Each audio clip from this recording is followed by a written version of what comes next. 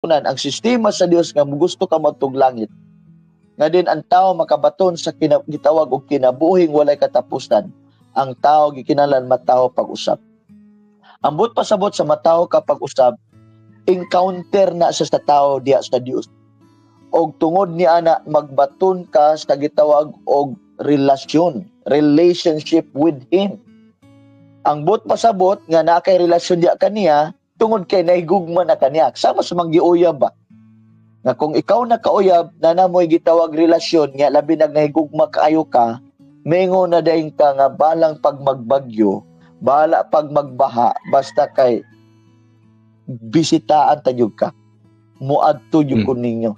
Kaya nga naa may relasyon. No? Bisan pag mingon ka nga, stricto ba si mamag si papa, bahala stricto si mamag si papa, basta kay muadto gyapon ko ninyo. Kay nga iyang gustong ipakita nga importante kay ka, balag suko imong mamag papa, basta kay ipakita nako nga importante kay kanako. Ngano man tungod kay iyang gipakita ang iyang relasyon nga special kay ka. Sa samang paagi gusto sa Ginoo, mo na gusto sa Ginoo sa tao.